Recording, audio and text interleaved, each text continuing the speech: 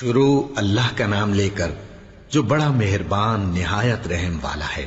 اور بعض ایسے ہیں کہ دعا کرتے ہیں کہ پروردگار ہم کو دنیا میں بھی نعمت عطا فرما اور آخرت میں بھی نعمت بخشیو اور دوزخ کے عذاب سے محفوظ رکھیو۔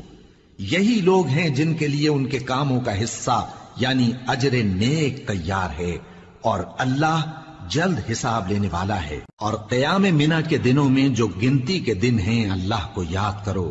اگر کوئی جلدی کرے اور 2 ہی دن میں چل دے تو اس پر بھی کچھ گناہ نہیں، اور جو بات تک ٹھہرا رہے اس پر بھی کچھ گناہ نہیں۔ یہ باتیں اس شخص کے لیے ہیں جو اللہ سے ڈرے، اور تم لوگ اللہ سے ڈرتے رہو اور جان رکھو کہ تم سب اس کے پاس جمع کیے جاؤ گے۔ اور کوئی شخص تو ایسا ہے جس کی گفتگو دنیا کی زندگی میں تم کو دلکش معلوم ہوتی ہے، اور وہ اپنے معافی ضمیر پر یعنی اس بات پر جو اس کے دل میں ہے اللہ کو گواہ بناتا ہے، حالانکہ وہ سخت جھگڑالو ہے۔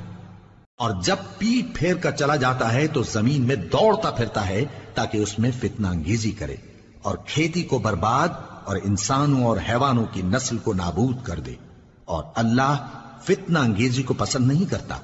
اور جب اس سے کہا جاتا ہے کہ اللہ سے خوف کر تو غرور اس کو گناہ میں پھنسا دیتا ہے، سو اس کو جہنم کافی ہے اور وہ بہت برا ٹھکانہ ہے۔ اور کوئی شخص ایسا ہے کہ اللہ کی خوشنودی حاصل کرنے کے لیے اپنی جان بیچ ڈالتا ہے، اور اللہ بندوں پر بہت مہربان ہے۔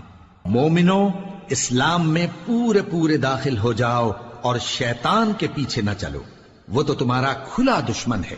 پھر اگر تم احکام روشن پہنچ جانے کے بعد لڑکھڑا جاؤ تو جان رکھو کہ اللہ غالب ہے، حکمت والا ہے۔ کیا یہ لوگ اسی بات کے منتظر ہیں کہ ان پر اللہ کا عذاب بادل کے سائبانوں میں نازل ہو اور فرشتے بھی اتر آئیں اور کام تمام کر دیا جائے؟ اور سب کاموں کا رجوع اللہ ہی کی طرف ہے۔